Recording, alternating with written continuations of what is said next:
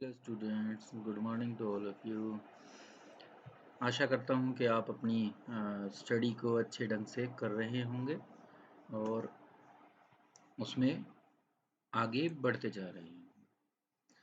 कल हमने एक बिजनेस स्टडी की वीडियो को देखा था जो चैप्टर था प्रिंसिपल ऑफ मैनेजमेंट। तो आज उसी क्रम को हम आगे बढ़ाते हुए प्रिंसिपल ऑफ मैनेजमेंट में एक और इम्पोर्टेंट टॉपिक को आज हम करते हैं और उस टॉपिक का नाम है Taylor scientific principle of management. क्योंकि कल हमने कंसेप्ट नेचर और significance of principle of management कर लिया था।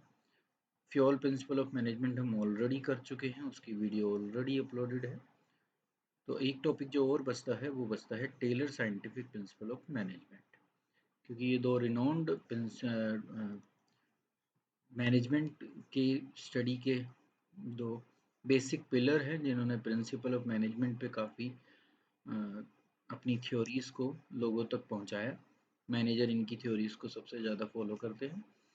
तो आज हम उनमें से एक पिलर को Taylor scientific principle of management को स्टडी करेंगे। तो जैसे फ्यूल थे, फ्यूल ने 14 प्रिंसिपल ऑफ मैनेजमेंट दिए, वो जनरल प्रिंसिपल ऑफ मैनेजमेंट कहलाए और उनको father of the general principle of management कहा गया। तो ऐसे ही टेलर ने साइंटिफिक प्रिंसिपल ऑफ मैनेजमेंट दिए। इन्होंने इनके जो प्रिंसिपल हैं या इनको father of scientific principle of management कहा जाता है।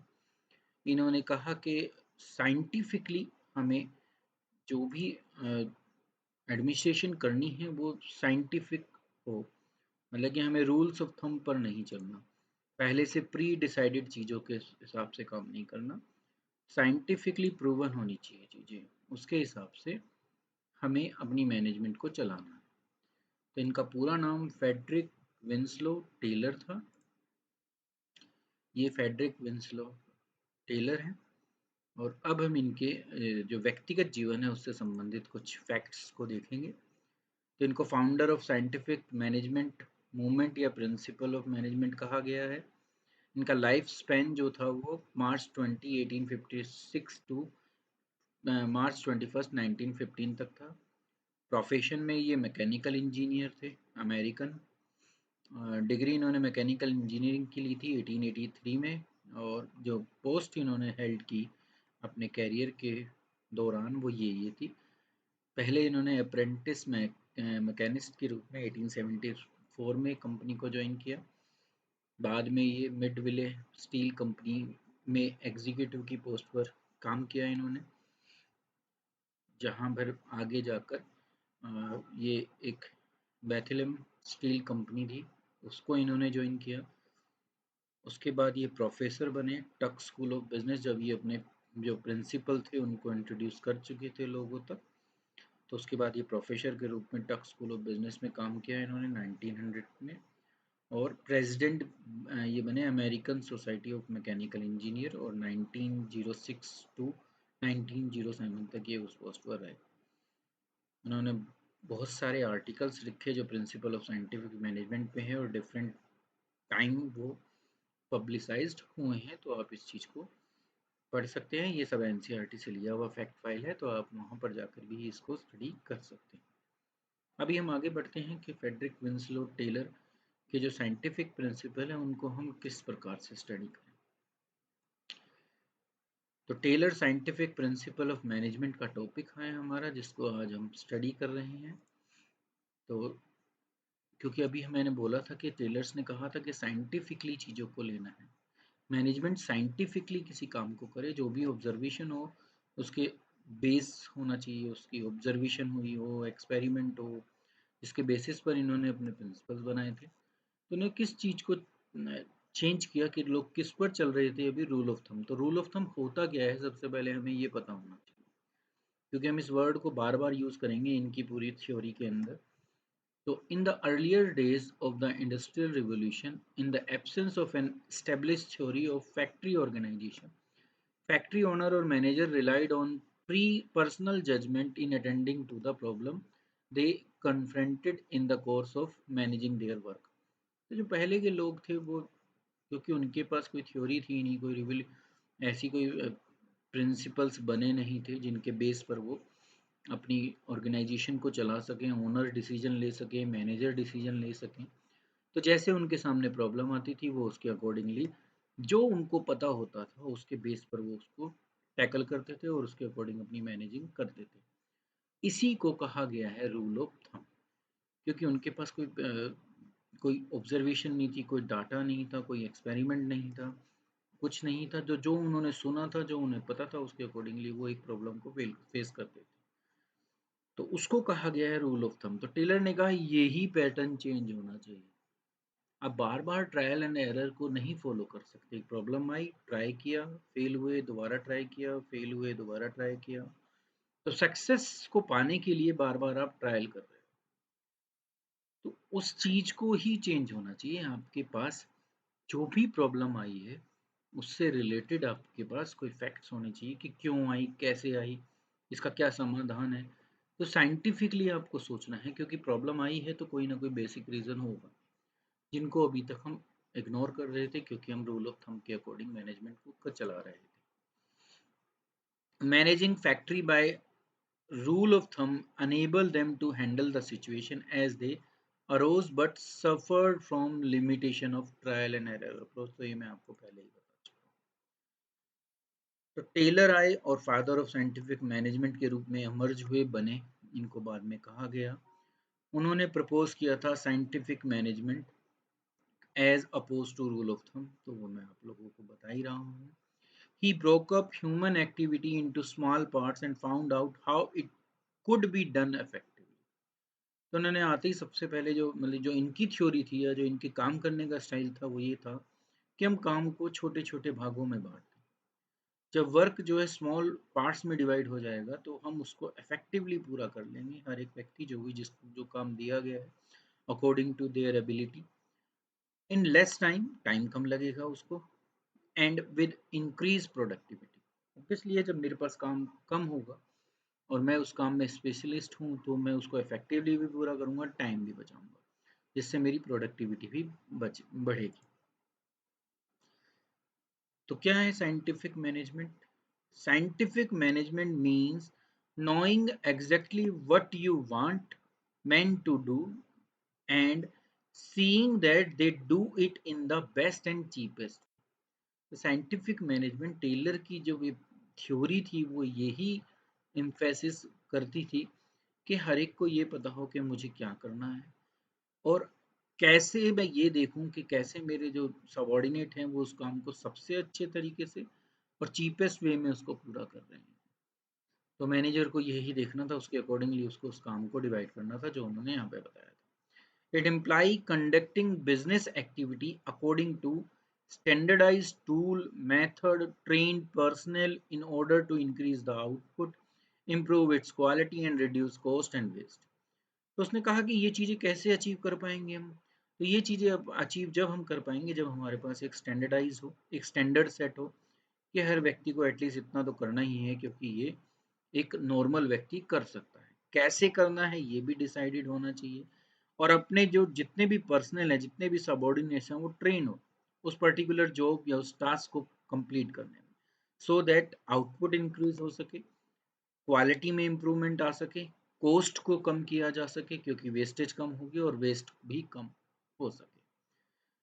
तो ये टेलर का एक मॉडल था जिसको उन्होंने साइंटिफिकली प्रेजेंट किया था और बाद में वो फिर father of scientific principle of management बने।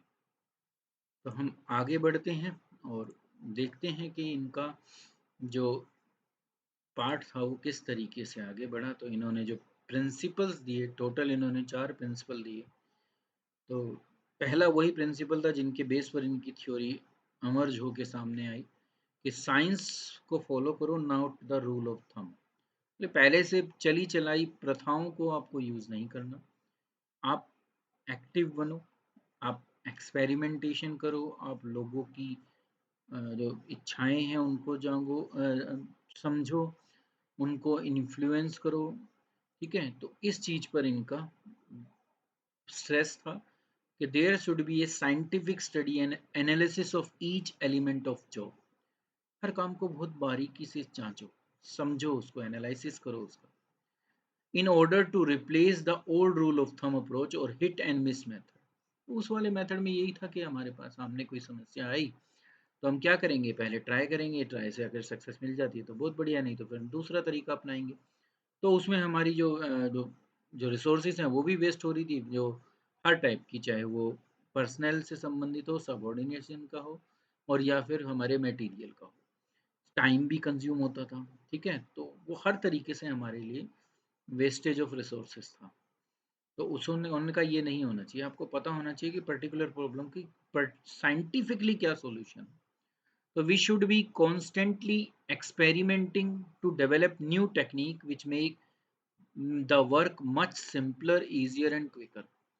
तो हमें बार बार, मतलब उन्होंने ये भी नहीं कहा कि आप मेरे ही रूल्स को फॉलो करो, उन्होंने कहा आप उसको मॉडिफिकेशन कर सकते हो। इसीलिए तो कहा गया है कि जो प्रिंसिपल ऑफ मैनेजमेंट है वो फ्लेक्सिबल है, उनको अकॉर्डिंग टू सिचुएशन हम यूज कर सकते हैं, ये रिजिड नहीं है कहीं से भी। तो उन्होंने कहा कि नई टेक्निक को डेवलप करते रहो, जिससे जो काम है, जो भी काम जिसको जिसको अलॉटेड है, वो उतना ही सिंपल होता जाए, ईजियर होता जाए, और उसको जल्दी करने की प्रक्रिया हमारे सामने हो। इसको कहा गया science note the rule of thumb. Next जो उनका प्रिंसिपल आता है वो है हार्मनी नॉट डिस्कार्ड। उन्होंने कहा कि जो रिलेशन होने चाहिए मैनेजमेंट और सबऑर्डिनेट में, वो हारमोनियस होने चाहिए, मतलब कि अच्छे रिलेशन होने चाहिए, आपस में वो एक दूसरे की टांगे ना खींचे, एक दूसरे का विरोध ना करे, वो नहीं होना चाहिए। अगर वो रहेगा तो मैं अपनी बेस्ट जो एबिलिटी है उसका बेस्ट यूज नहीं कर पाऊंगा। तो उन्होंने दूसरे प्रिंसिपल के रूप में यही कहा कि scientific management has for its foundation the firm conviction that the true interest of two are one and the same, मतलब कि दोनों का, चाहे सबॉर्डिनेट में एम्प्लॉइज हो उनका, और चाहे मैनेजमेंट हो, उन दोनों के जो इंटरेस्ट हैं, जो उनका हित है, वो एक दूसरे से जुड़ा हुआ है। अगर ऑर्गेनाइजेशन टारगेट अचीव करेगी तो इसका मतलब है पर्सनल टारगेट भी अचीव होंगे। हर ऑर्गेनाइजेशन उसका बेनिफिट अपने जो एम्प्लॉइज हैं उस तक पहुंचाती है। तो हमारे इसलिए जब दोनों के उद्देश्य सेम है तो हमें मिलकर काम करना चाहिए, वहां पर कहीं भी कन्फ्लिक्शन नहीं होनी चाहिए। तो इसलिए रिलेशन कैसे होने चाहिए, harmonious, that the prosperity for the employer can not exist for a long time unless it is accompanied by prosperity for the employees and vice versa। तो ये अभी मैं आप लोगों को बता ही रहा था। So relation between the organization and employees should be harmonious and there is no scope for confliction। there में इसको आप एक वर्ड मानिए, दा नहीं है, there है। there is no scope for confliction, confliction की कोई जगह नहीं है, मिलकर काम करना है। ये प्रिंसिपल सिर्फ हमें यही बताता है। तो दो प्रिंसिपल हमने पढ़ लिए अभी तक। साइंटिफिकली करो काम को, उसको एनालिसिस इस तरीके से करो कि वो सिंपल हो जाए, ईजियर हो जाए और क्विकर हो जाए। दूसरा, रिलेशन जो होने चाहिए वो हारमोनियस होनी चाहिए। थर्ड प्रिंसिपल साइंटिफिक मैनेजमेंट का आता है, वो है कोऑपरेशन नॉट इंडिविजुअलाइजेशन, ऊपर से ही संबंधित है कि हमें आपस में सहयोग करना है, अपने बारे में नहीं सोचना, ना तो ऑर्गेनाइजेशन को अपने बारे में सोचना है और ना ही एम्प्लॉय को अपने बारे में सोचना है। जब मैं पर्सनलाइज हो जाऊंगा तो फिर मैं अपने तक सीमित हो जाऊंगा, तो उसका नुकसान ऑर्गेनाइजेशन को भी होता है और एम्प्लॉय को भी होता है। तो there should be a complete cooperation between labour and the management instead of individualisation. Competition should be replaced by cooperation. आपस में हमें कंपटीशन नहीं करना, ना तो एम्प्लॉय के बीच में कंपटीशन होना चाहिए कि मैं इससे ऊपर निकल जाऊं, मैं उससे ऊपर निकल जाऊं, ठीक है, मिलकर काम करें, अच्छे माहौल में काम करें। ये सिर्फ हमें टेलर यही बताना चाहते थे, ठीक है। जब कंपटीशन कोऑपरेशन में रिप्लेस हो जाएगा तो हम इजीली उस टारगेट को अचीव कर सकते हैं। Both should realise that they need each other. ऐसे ही एम्प्लॉय के बीच बीच की बात नहीं है, एम्प्लॉय और ऑर्गेनाइजेशन में भी कंपटीशन नहीं होना चाहिए कि मुझे इनकी बात को नहीं काटना, मतलब काटना है और ये मेरी बात को काटे, या मैं इनको बेनिफिट नहीं दूंगा और मैं इनका काम पूरा नहीं करूंगा, ऐसा कुछ नहीं होगा। रिलेशन कोऑपरेशन वाले होने चाहिए, ठीक है, और इंडिविजुअल के बारे में नहीं सोचना। तो ये प्रिंसिपल सिर्फ हमें यही बताता है। नेक्स्ट और लास्ट जो प्रिंसिपल टेलर ने दिया, वो कहा कि development of each and every person to his or her greatest efficiency and prosperity. तो देखो, ऊपर जब इतनी सारी चीज़ें आई तो उनसे यही निकल के आया कि जब हमारे रिलेशन अच्छे होंगे, हम एक दूसरे के बारे में सोचेंगे, हम कंपटीशन नहीं करेंगे, हम कोऑपरेशन से काम करेंगे, तो फिर क्या होगा, हर व्यक्ति का, हर सबॉर्डिनेट का, हर एम्प्लॉय का इतना डेवलपमेंट होगा कि वो अपनी जो मैक्सिमम एफिशिएंसी है उसको प्राप्त कर लेंगे। अब जब वो एफिशिएंटली काम करेंगे तो उनकी प्रॉस्पेरिटी भी होगी, मतलब कि उनका फाइनेंशियल हर तरीके का विकास भी होगा। तो ये प्रिंसिपल यही हमें बताता है कि मैनेजमेंट को ये देखना है कि कैसे हम अपने एम्प्लॉय को इतना डेवलप कर पाएँ कि वो अपनी मैक्सिमम एफिशिएंसी का यूज़ करें और उसी से वो प्रॉस्पेरिटी को प्राप्त करे, ऑर्गेनाइजेशन भी प्राप्त करे। It implied development of competencies of all persons of an organization after their scientific selection, assigning work suited to their temperament and ability. This will increase the productivity by utilizing the skill of the worker to the fullest possible extent. तो हमें उसी तरीके से काम करना है, उनका selection भी उसी तरीके से होना चाहिए, उनको वही काम देना चाहिए जिसमें वो सबसे बेस्ट एबिलिटी रखते हैं, ठीक है, जिससे उनकी प्रोडक्टिविटी बढ़े। जब उनकी प्रोडक्टिविटी बढ़ेगी तो प्रॉस्पेरिटी अपने आप आ जाएगी, दोनों में, ऑर्गेनाइजेशन में भी और एम्प्लॉय में भी। तो बेसिकली प्रिंसिपल के रूप में जहां फ्योल ने 14 प्रिंसिपल ऑफ मैनेजमेंट दिए, टेलर ने सिर्फ 4 प्रिंसिपल दिए। और आप देखोगे कि ये चारों प्रिंसिपल कहीं ना कहीं एक दूसरे से जुड़े हुए। इसके बाद इन्होंने कहा कि इन प्रिंसिपल के साथ साथ कुछ टेक्निक्स हैं जिनको आपको याद रखना। अगर वो टेक्निक आप अप्लाई कर पाए, याद रख पाए, या मैनेजमेंट उनको अप्लाई कर पाया, तो भी जो ऑर्गेनाइजेशन है वो अपने ऑब्जेक्टिव को इजीली अचीव कर पाए। तो सबसे पहली जो टेक्निक दी टेलर ने साइंटिफिक प्रिंसिपल ऑफ मैनेजमेंट में, वो दी फंक्शनल फोरमैनशिप। तो उन्होंने कहा कि काम को फंक्शन के बेस पर डिवाइड कर दो। यहाँ ये फ्यूल से अलग हो जाएंगे, अभी हम देखेंगे कैसे। Taylor advocated separation of planning and execution function. दोनों को अलग करो, प्लानिंग वाले अलग रोल हों, एग्जीक्यूट कराने वाले अलग हों। Under the factory manager there was a planning incharge and production incharge. तो जो फैक्ट्री के मैनेजर हैं उनके अंडर दो लोग होने चाहिए, एक प्लानिंग को देखने वाला और एक प्रोडक्शन को देखने वाला। ये उन्होंने उस फॉर्मेट को दिया।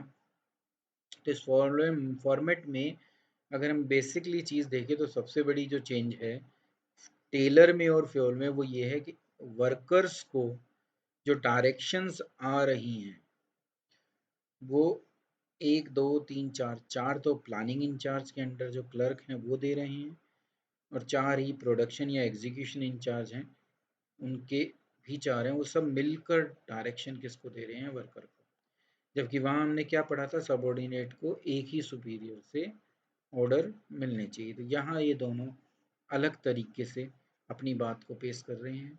तो उन्होंने कहा कि ये फॉर्मेट होना चाहिए, प्लानिंग इंचार्ज अलग हो, प्रोडक्शन इंचार्ज अलग हो। प्लानिंग इंचार्ज के अंदर इंस्ट्रक्शन कार्ड क्लर्क एक अलग सुपरवाइजर हो, रूट क्लर्क एक अलग, टाइम एंड कॉस्ट क्लर्क अलग, डिसिप्लिनरियन अलग जो डिसिप्लिन को देखे, स्पीड बॉस अलग, गैंग बॉस अलग, रिपेयर बॉस अलग, और इंस्पेक्टर अलग। और ये सारे किसको डायरेक्शन देंगे, जो वर्कर्स काम कर रहे हैं। तो एक एक को अब देख लेते हैं। सबसे पहले प्लानिंग इंचार्ज। प्लानिंग इंचार्ज में सबसे पहले रूट क्लर्क आए, ये रहे route clerk. To specify the exact sequence and route of production, वो जो ये बताएंगे कि आपको किस सीक्वेंस में काम करना है, वो ये बताना रूट क्लर्क का काम है कि क्या सीक्वेंस होगा किसी भी काम को पूरा करने का, और उस किस रूट के थ्रू हम उसको करेंगे। नेक्स्ट है इंस्ट्रक्शन कार्ड क्लर्क। ये रिस्पॉन्सिबल हैं drafting instruction for the worker. इनका काम सिर्फ इंस्ट्रक्शन को ड्राफ्ट करने का है, बाकी ये कोई काम नहीं करते। फिर आते हैं टाइम एंड कॉस्ट क्लर्क, ये इन दोनों चीज़ों को ही देंगे। To prepare time and cost sheet for the job, किसी भी काम के लिए ये टाइम और कॉस्ट शीट बनाएंगे कि कितना टाइम लग रहा है और कितनी कॉस्ट आ रही है, क्योंकि उन्होंने स्टैंडर्ड मेंटेन कर रखा है ना, हम आगे पढ़ेंगे अभी उसको। तो टाइम एंड कॉस्ट क्लर्क का काम है टाइम और कॉस्ट को रिकॉर्ड के रूप में अपने पास रखना। नेक्स्ट आते हैं डिसिप्लिनरियन। इनका काम डिसिप्लिन को देखना है, to ensure discipline and enforcement of rule and regulation among the worker. ये सिर्फ यही काम देखेंगे कि वर्कर डिसिप्लिन में है और वो रूल्स एंड रेगुलेशन को फॉलो कर रहे हैं। तो ये थे प्लानिंग इंचार्ज के अंदर 4 क्लर्क जो डिफरेंट पार्ट्स देख रहे हैं प्लानिंग से संबंधित। अब आते हैं प्रोडक्शन में। तो प्रोडक्शन में जो सबसे पहले आते हैं वो आते हैं गैंग बॉस। गैंग बॉस नाम से ही पता चलता है गैंग, गैंग का मतलब एक ग्रुप, तो ग्रुप के लीडर हैं वो एक तरीके से। तो is responsible for keeping tools and machine ready for operation. तो जो भी टूल्स हम प्रोडक्शन में यूज करेंगे, मशीन हम यूज करेंगे, वो ऑपरेशन के लिए मतलब कि तैयार हो, तो वहां वेस्टेज ना हो समय की, इनका काम, गैंग बॉस का काम इस चीज को देखना है। नेक्स्ट आते हैं स्पीड बॉस। स्पीड को चेक करेंगे कि वर्कर किस स्पीड से काम कर रहे हैं, टाइमली काम कर पा रहे हैं कि नहीं कर पा रहे। तो speed boss is responsible for timely and accurate completion of job, इस चीज को देखना इनका काम है। नेक्स्ट आते हैं रिपेयर बॉस, जो रिपेयरिंग का सारा पार्ट देखेंगे कि कैसे रिपेयरिंग, अगर कहीं भी रिपेयरिंग की जरूरत है तो उसको एक पूरा कर पाए। तो ensure proper working condition of tools and machine, ये देखना इनका काम है कि हर मशीन और हर टूल प्रॉपर वर्किंग कंडीशन में है या नहीं है।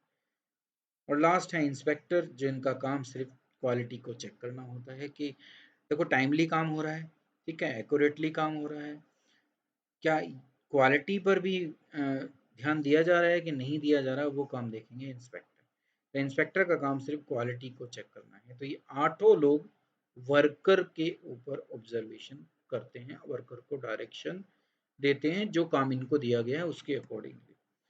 तो यहाँ पर ये टेलर जो हैं किससे अलग हो गए, हमारे फ्योल से। तो ये पहली टेक्निक इन्होंने दी थी जिनमें इन्होंने कहा था कि काम को हम 8 हिस्सों में बांट देंगे, 8 सुपरवाइजर बना देंगे जो वर्कर के काम पर अलग अलग तरीके से नजर रखेंगे, ठीक है। 4 को प्लानिंग इंचार्ज के अंदर दे दिया, 4 को प्रोडक्शन इंचार्ज के अंदर दे दिया। तो पहला काम इन्होंने किया था कि फंक्शनल बेसिस पर काम को सुपरवाइज किया जाए। नेक्स्ट पे चलते हैं। नेक्स्ट जो टेक्निक दी टेलर ने वो दी स्टैंडर्डाइजेशन एंड सिंप्लीफिकेशन ऑफ। तो सबसे पहले हम स्टैंडर्डाइजेशन का मीनिंग समझते हैं। स्टैंडर्डाइजेशन स्टैंडर्डाइजेशन हमें क्या बताती है, स्टैंडर्डाइजेशन हमें ये बताती है कि refer to the process of setting standard for every business activity. जो भी काम बिजनेस में होता है उसके लिए एक स्टैंडर्ड सेट करना है, ठीक है। तो it can be standardisation of process, काम को कैसे पूरा किया जाएगा उसका क्या स्टैंडर्ड है, रॉ मटेरियल का क्या स्टैंडर्ड होगा क्योंकि क्वालिटी को चेक करना है, टाइम का होगा, एक काम को करने का नॉर्मल टाइम क्या है वो स्टैंडर्ड सेट करना है, प्रोडक्ट किस टाइप का बनकर आए उसका क्या स्टैंडर्ड है, मशीनरी किस लेवल पर हमारे पास हो, किस टाइप की हो उसका स्टैंडर्ड, काम को करने का मेथड या वर्किंग कंडीशन क्या होगी उसका स्टैंडर्ड, रिपेयरिंग वगैरह जितने भी वो काम देखे जा रहे हैं। तो उन्होंने कहा कि जितनी भी बिजनेस एक्टिविटी है सबका एक स्टैंडर्ड सेट कर दो और स्टैंडर्ड से ही हम कंपेयर करेंगे फिर कि हम उससे वेरी तो नहीं कर रहे। The standard are the benchmark, benchmark का मतलब हमें इनको पाना है अलग अलग व्यक्तियों को जो जिस काम से जुड़ा हुआ है, which must be adhered to during production. जब प्रोडक्शन हो तो इन बेंचमार्क को ध्यान में रखकर या इनको इनको इनका पालन कर कर हमें काम करना है। क्यों बनाए गए थे स्टैंडर्डाइजेशन, क्यों सेट किया, क्या ऑब्जेक्टिव थे उसके। पहला आया कि रिड्यूस करो, to reduce a given line और product to fix type size और कैरेक्टरिस्टिक, कि भाई हम एक तरफ रहें, एक ही लाइन में काम करें, एक जैसे प्रोडक्ट की तरफ बनाए, साइज उसका सेम रहे, उसकी विशेषताएं कैरेक्टरिस्टिक्स जो हैं वो सेम रहे, इसलिए स्टैंडर्डाइजेशन लाना था कि सब लोग एक जैसा काम करें। नेक्स्ट है to establish interchangeability of manufactured parts and product, कि अगर कहीं पर किसी मैन्युफैक्चरिंग पार्ट का चेंज करने की ज़रूरत है तो हम वो स्टैंडर्डाइजेशन के अकॉर्डिंग कर पाएँ, प्रोडक्ट को कर पाएँ, तो हम उसको मतलब एक तरीके से प्रॉपर उस पर वॉच रख सकें कि जो हम जो चाहते हैं वो बनकर तैयार हो पा रहा है या नहीं हो पा रहा। Next, to establish standard for excellence and quality in material, एक स्टैंडर्ड रख सके कि कम से कम तो आप लोगों को इतना तो पाना ही है, पाना है, इससे ऊपर जाओगे तो बहुत अच्छी बात है, क्योंकि आगे हम पढ़ेंगे कि इन्होंने एक टेक्निक और दी है तो वो एक्सीलेंस की तरफ बताई देंगे, तो जब वो टेक्निक पर मैं आऊँगा जब आपको बता दूँ। क्वालिटी को कैसे मेंटेन कर पाएँ उसको भी देखना है, कैसे वो स्टेब्लिश की जा सके, इसीलिए इन्होंने रॉ मटेरियल वगैरह के भी बेंचमार्क स्टैंडर्ड रखे हैं। Next, to establish standard for performance of man and machine, दोनों के कम से कम आप लोगों को इतना काम करना है, वर्कर्स को भी पता होना चाहिए और मशीन को भी। मशीन का कब पता होना, क्योंकि वो निर्जीव है, वो बोलेगी तो नहीं, ठीक है, पर मशीन का मतलब है कि मशीन हमारी इस कंडीशन में हो या हम उसको जब तक यूज करें जब तक वो उस स्टैंडर्ड को मेंटेन कर पा रही है, और अगर वो स्टैंडर्ड को मेंटेन नहीं कर पा रही, दैट्स मीन्स अब मशीन को चेंज करने का समय आ गया। तो ये था कि मशीन से रिलेटेड स्टैंडर्ड स्टैब्लिश करना। नेक्स्ट, क्योंकि स्टैंडर्डाइजेशन हमने पढ़ लिया, क्या ऑब्जेक्टिव है स्टैंडर्डाइजेशन को बनाने का, बेंचमार्क क्यों बनाना चाहिए, वो ऑब्जेक्टिव भी पढ़ लिए। अब इसका दूसरा टॉपिक आता है, वो है सिंप्लीफिकेशन ऑफ वर्क। काम को सिंप्लीफाई कैसे किया जाए, यहाँ पर यही देखा गया है कि काम को ऐसे इस तरीके से बांटो, इस तरीके से प्रेजेंट करो कि वो सिंप्लीफाई लगे। Simplification aim at eliminating superfluous varieties, sizes and dimension. हमें उन चीज़ों को ख़त्म करना है जो हमारे काम से कहीं से भी संबंधित नहीं है, जिनका हमारे प्रोडक्शन से कोई लेना देना नहीं। तो ऐसी हर एक्टिविटी को ख़त्म करें। एम्प्लॉय को, सबॉर्डिनेट को ये पता हो कि आपको कौन सा काम किस तरीके से पूरा करना है। तो simplification aim at eliminating unnecessary diversity of product. अगर प्रोडक्ट ज़्यादा ही डाइवर्सिटी में जा रहे हैं तो उसको भी कम किया जा सके, ठीक है। It result in saving of cost of labour, पैसा लेबर की कॉस्ट बचती है, ठीक है, क्योंकि जो मैं मैक्सिमम एफिशिएंसी को पाने की कोशिश कर रहा हूँ, तो जब मैं मैक्सिमम एफिशिएंसी पाऊंगा तो कॉस्ट ऑफ लेबर बचेगी, मशीन की कॉस्ट भी बचेगी क्योंकि मुझसे उतना ही काम लिया जाएगा जितना ज़रूरी है, ऐसे ही टूल्स भी उतने ही उसी तरीके से हम यूज़ कर पाएंगे। तो सिंप्लीफिकेशन का मतलब है आप उन हर चीज़ को हटा दो, उन हर चीज़ को ख़त्म कर दो जिनका हमारे प्रोडक्शन से कोई भी लेना देना नहीं है, ऐसी हर चीज़ हमारी एक्टिविटी में से बाहर हो जानी चाहिए। किसी भी प्रकार का ना टाइम वेस्ट हो, ना मटेरियल वेस्ट हो, कोई भी चीज़ वेस्ट नहीं होनी चाहिए, ऐसी हर एक्टिविटी को हटा दें, उसको कहा गया है simplification. It imply reduce inventory, stock ना बचे मेरे पास इतना। फुलर यूटिलाइजेशन ऑफ इक्विपमेंट, हम अपने इक्विपमेंट का जो मशीन्स हैं उनका पूरा यूज़ कर पा रहे हैं और जिससे सेल बढ़ सके। तो सिंप्लीफिकेशन लाने का भी बेसिक रीज़न यही है। तो ये टेक्निक थी दूसरी, जिसमें स्टैंडर्ड सेट करने थे और वर्क को सिंप्लीफाई करना था, मतलब कि अननेसेसरी एक्टिविटी को एलिमिनेट करना था। नेक्स्ट पर पहुंचते हैं, तीसरी पर। तो तीसरी है मेथड स्टडी, काम को कैसे पूरा कराया जाए, ये कहलाता है method study. The objective of method study is to find out one best way of doing the job. सबसे अच्छा तरीका किसी काम को पूरा करने का क्या है, वो टेक्निक मेथड स्टडी कहलाती है। तो there are various method of doing the job, एक काम को करने के कई सारे तरीके हैं, ये हमें पता है। हम जब भी कोई भी काम करें, जरूरी नहीं है मैनेजमेंट का, हम अपने घर का भी कोई काम करते हैं तो ज़्यादातर हमारे पास ऑप्शन अवेलेबल होते हैं, तो उसमें से हमें बेस्ट को चूज करना होता है। To determine the best way there are several parameter. तो किसको बेस्ट माने उसके कुछ पैरामीटर हैं, उसके उसको नापने का, उसको मापने के कुछ पैरामीटर्स हैं जिनको हमको फॉलो कर कर देखना होता है कि बेस्ट कौन सा है। The objective of the whole exercise is to minimise the cost of production. क्यों कर रहे हैं ऐसा, बेस्ट क्यों चूज कर रहे हैं, जिससे हम कॉस्ट को रिड्यूस कर सकें, क्वालिटी को मैक्सिमाइज कर सकें और कस्टमर को सेटिस्फाई कर सकें। कस्टमर सेटिस्फाई होगा तो सेल अपने आप बढ़ जाएगी, ठीक है, विश्वास बढ़ जाएगा, ठीक है, तो एक गुडविल भी बढ़ती है, फेथ बढ़ता है कस्टमर। तो मेथड स्टडी इसीलिए ज़रूरी है कि वो बेस्ट वे को ढूंढ पाए, जो भी अल्टरनेटिव मेरे पास अवेलेबल है। फोर्थ पर चलते हैं, motion study. Motion study motion को स्टडी करने के बारे में बता रही है। मोशन का मतलब मूवमेंट। तो मोशन स्टडी हमें बताती है कि जो अननेसेसरी मूवमेंट है उनको खत्म करना है। अननेसेसरी कौन सी है? जिनका हमारे प्रोडक्शन से कोई संबंध नहीं है। ऐसी हर मूवमेंट को रिड्यूस करो, एलिमिनेट करो। तो motion study refer to the study of movement like lifting, putting object, sitting, changing position etcetera. मतलब कि वो हर एक्टिविटी जो हम कर रहे हैं और जो अनप्रोडक्टिव है, मतलब कि जिसका प्रोडक्शन से कोई संबंध नहीं है, उनको खत्म करो।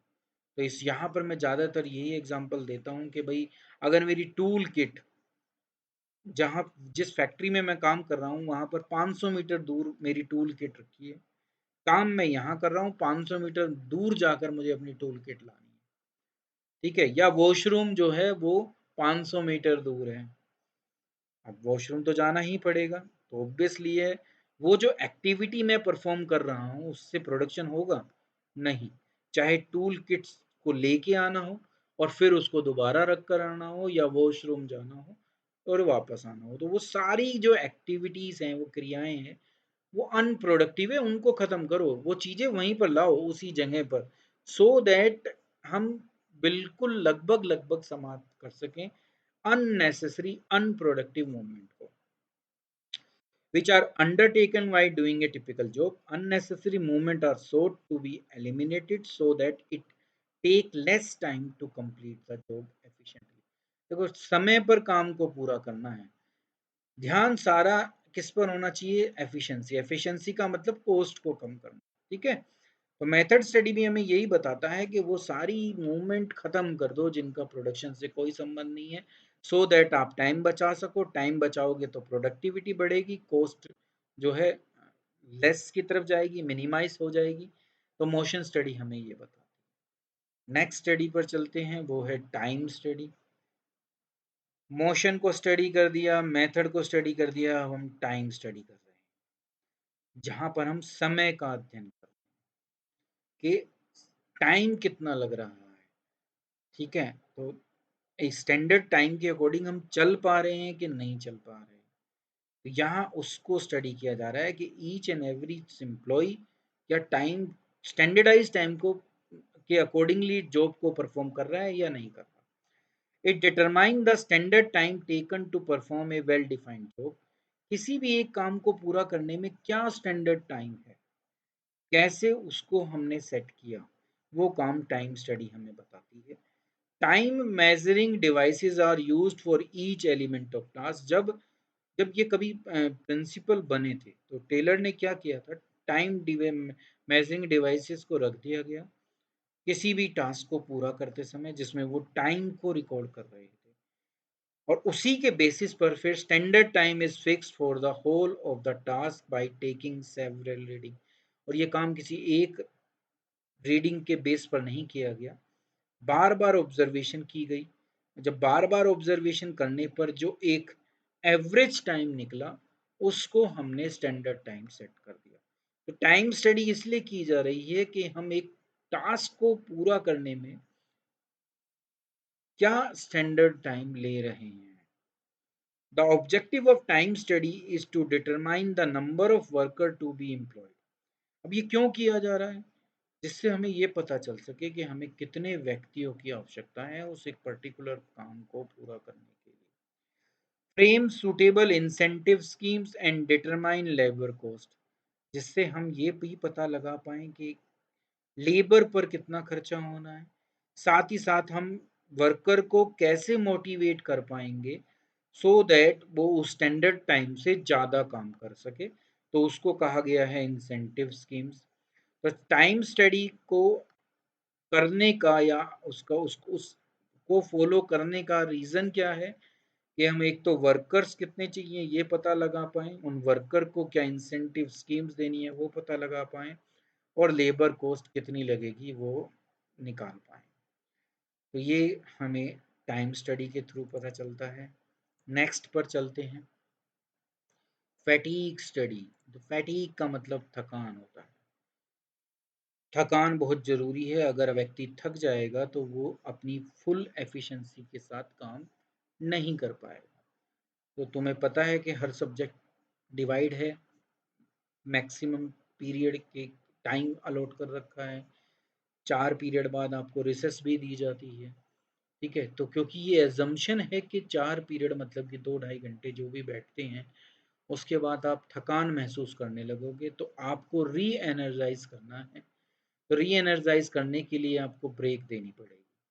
इतनी जो छुट्टियां होती हैं, छुट्टियां दी जाती हैं एम्प्लॉयज़ को, वो भी उनको रिफ्रेश करने के लिए, री एनर्जेटिक बनाने के लिए दी जाती है।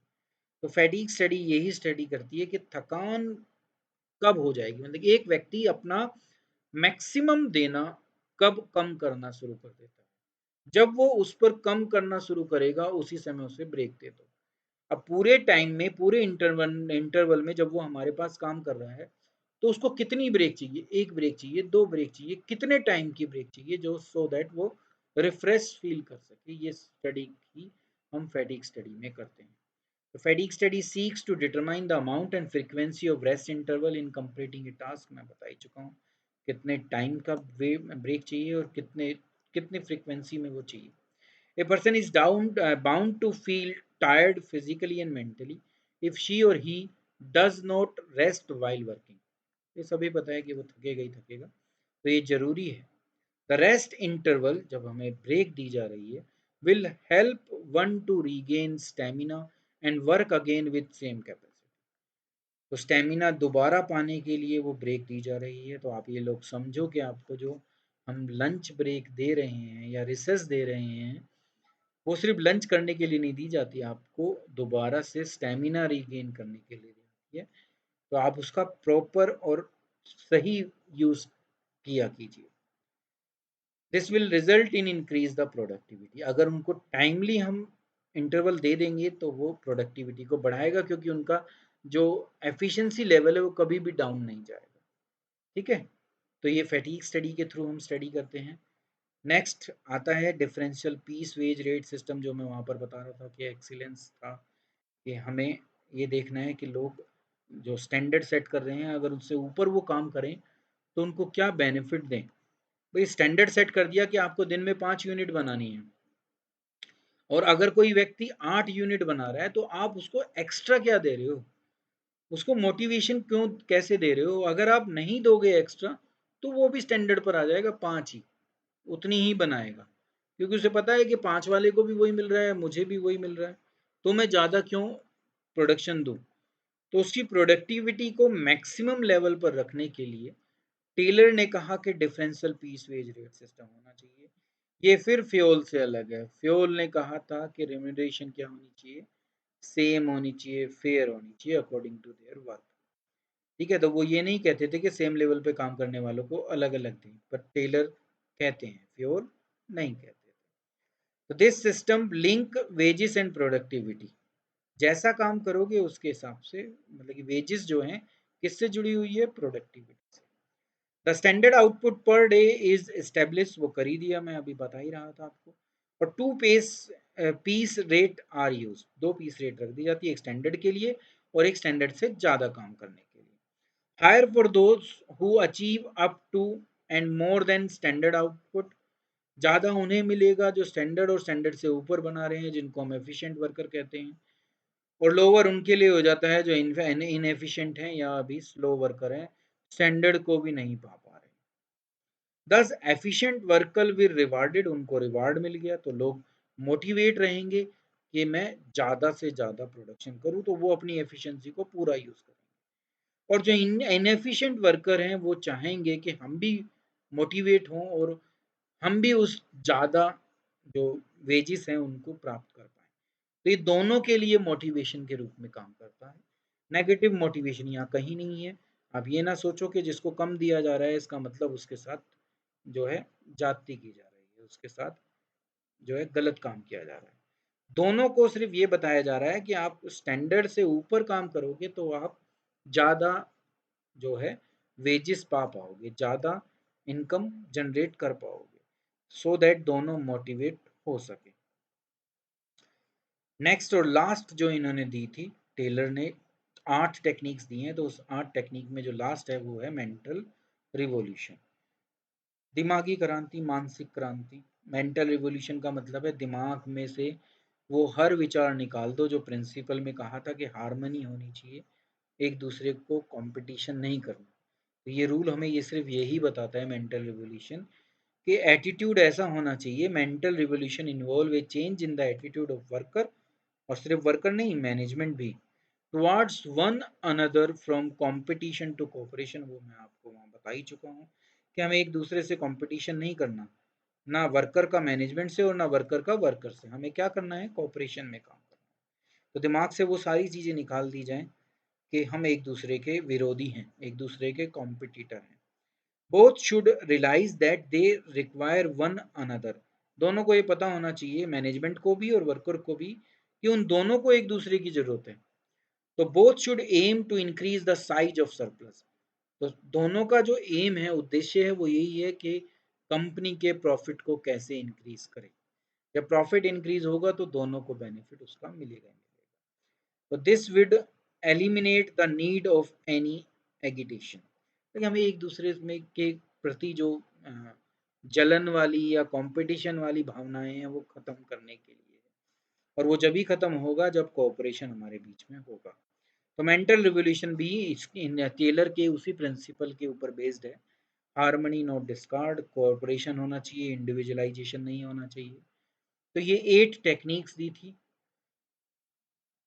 इसी के साथ टेलर का जो पार्ट था वो पूरा कंप्लीट होता है। टेलर ने इस तरीके से हमारे सामने प्रिंसिपल को पेश किया था।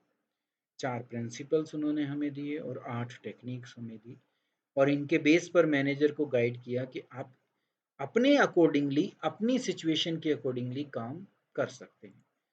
अब जो एक टॉपिक इसमें बचता है वो बचता है कि टेलर और फ्योल को अगर कंपेयर किया जाए तो उन दोनों के प्रिंसिपल ऑफ मैनेजमेंट क्या हमें बताते हैं। इसीलिए लास्ट टॉपिक के रूप में हम difference between Taylor and Fayol principle of management कर रहे हैं। तो ये टेबल के थ्रू हम करेंगे। ये टेबल आपके सामने है। तो टेलर में पहले बेसिस लेते हैं, फिर देखेंगे फ्योल ने क्या कहा था और फिर टेलर ने क्या कहा। तो सबसे पहले है पर्सपेक्टिव, क्या सोचते हैं।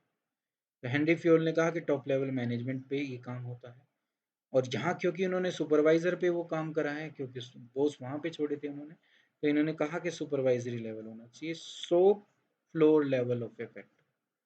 तो जो टेलर के प्रिंसिपल थे वो सुपरवाइजरी लेवल पर काम कर रहे हैं, फ्योल के जो प्रिंसिपल हैं वो टॉप लेवल ऑफ मैनेजमेंट पे काम।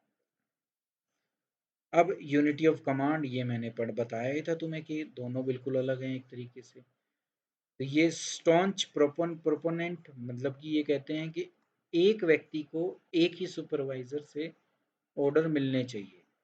तो इन्होंने कहा कि 1:1 की रेशो होनी चाहिए। टेलर क्या कहते हैं, did not feel that it is important as under functional foremanship a worker receive order from 8 specialist. देखा था आपने वहाँ पर 8 लोगों से ऑर्डर मिल रहे थे। वो कह रहे थे कि फंक्शनल फॉरमैनशिप बहुत जरूरी है, तो वर्कर 8 अलग अलग स्पेशलिस्ट से डायरेक्शन प्राप्त कर सकते हैं। इन्होंने नहीं कहा है। एप्लीकेबिलिटी, तो ये यूनिवर्सली एप्लीकेबल है, ये स्पेशल सिचुएशन में एप्लीकेबल है। क्योंकि टेलर के जो साइंटिफिक प्रिंसिपल है वो हर टाइप की ऑर्गेनाइजेशन के ऊपर एप्लीकेबल नहीं हो पाते, इसीलिए इनको father of scientific principle of management कहा, और इनको कहा father of general principle of management. General का मतलब जो हर जगह अप्लाई हो सकते हैं। तो ये आपने महसूस भी किया होगा दोनों को पढ़ने के बाद कि ये यूनिवर्सली एप्लीकेबल हो रहे हैं, ये कुछ स्पेशलाइज्ड सिचुएशन जहाँ पर उस तरीके से काम किया जा सकता है वहाँ पर काम करते हैं। बाकी आप दोनों लगा सकते हैं, डिपेंड करता है कि आप किस तरीके से हैंडल कर रहे हैं अपनी। पर देखो ये दोनों चीज़ें एक साथ कर सकते हो, नहीं करोगे ना, या तो ये करोगे या ये करोगे। ये आपके लिए बड़ी दिक्कतें पैदा कर देता है, ये आपको पता ही है। ठीक है, कई जगह ये काम कर सकता है जहाँ पर हमें डायरेक्शन चाहिए, ठीक है, पर हर जगह तो नहीं काम कर पाएगा ना। इसलिए टेलर के प्रिंसिपल जो है स्पेशलाइज्ड सिचुएशन में काम करते हैं। बेसिस ऑफ फॉर्मेशन, क्या बेस था, किस आधार पर इन्होंने इन प्रिंसिपल्स को बनाया। तो ये तो साइंटिफिक बोल रहे हैं, तो साइंटिफिक वाले तो क्या कर रहे हैं, ऑब्जर्वेशन भी कर रहे हैं, एक्सपेरिमेंटेशन भी कर रहे हैं। आपने पढ़ा अभी कि टाइम स्टडी को भी इन्होंने बार बार कई बार किया था। ठीक है, फ्योल क्या कर रहे थे, पर्सनल एक्सपीरियंस थे, उन्होंने खुद जो महसूस किया, जो उन्होंने फील किया एक ऑर्गेनाइजेशन में एज मैनेजर काम करके, उसके बेस पर इन्होंने अपने प्रिंसिपल बनाए। इन्होंने ऑब्जर्वेशन और एक्सपेरिमेंटेशन पर बनाया। फोकस ज़्यादा फोकस किस चीज़ पर, ध्यान किस पर केंद्रित था? तो इनका था कि ओवरऑल एडमिनिस्ट्रेशन अच्छी होनी चाहिए, उसको इम्प्रूव करो किस तरीके से। ये तो सिर्फ ये कह रहे थे बस हमें तो मेन काम है प्रोडक्टिविटी बढ़ाना, प्रोडक्टिविटी बढ़ गई तो सब अपने आप बढ़ जाएगा। तो इनका फोकस था एडमिनिस्ट्रेशन को सुधारना, इनका जो फोकस था वो प्रोडक्टिविटी को इम्प्रूव करना। सिक्स्थ आता है पर्सनैलिटी। ये एक प्रैक्टिशनर थे और ये एक साइंटिस्ट थे, तो ये दोनों में डिफरेंस था, इसीलिए वो दोनों अपनी अलग अलग बातें आप लोगों के सामने अलग अलग तरीके से इन्होंने रखा। एक्सप्रेशन, क्या चीज़ बताई फिर इन्होंने, तो इनसे क्या निकल के आया, जर्नल थ्योरी ऑफ एडमिनिस्ट्रेशन निकल के आई, क्योंकि इनका सारा ध्यान किस पर था, ओवरऑल एडमिनिस्ट्रेशन इम्प्रूवमेंट पे। और इनकी निकल के आई कि साइंटिफिकली मैनेजमेंट कैसे की जा सकती है, तो ये दोनों का एक्सप्रेशन था।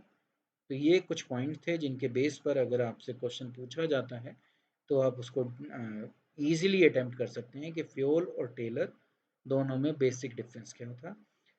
मेरा जितना भी कंटेंट है ये सारा का सारा ही हमारी एनसीईआरटी से लिया गया है, लगभग लगभग, कुछ थोड़ा बहुत कहीं और से हो सकता है। बाकी बेसिकली क्योंकि पेपर हमारा सीबीएसई का बनता ही किससे है, एनसीईआरटी बेस्ड होता है, एनसीईआरटी को मेन सेंटर में रख के पेपर बनाया जाता है, तो इसलिए मैंने कंटेंट ज़्यादातर वहीं से लिया और उसी को आपके सामने रखा, जिससे आप उन जो इम्पोर्टेंट लाइन है उनको पिक कर सकें और उसके बेस पर क्वेश्चन, क्योंकि आजकल सीधा नहीं पूछे जाते, तो एप्लीकेशन बेस्ड क्वेश्चन है तो आप लोग उसको समझ सकें, इसलिए मैंने ये ज़्यादातर एनसीईआरटी से लेकर आपके सामने इस टॉपिक को प्रेजेंट करने की कोशिश की है। और उम्मीद पूरी है कि आप लोग उस समझ गए होंगे उस चीज़ को जो मैं आप लोगों तक पहुंचाना चाहता था, कि टेलर प्रिंसिपल हमें क्या बताते हैं और उनकी क्या एप्लीकेबिलिटी है हमारे इसके ऊपर। इसी के साथ आज की क्लास को हम समाप्त करते हैं। Thank you.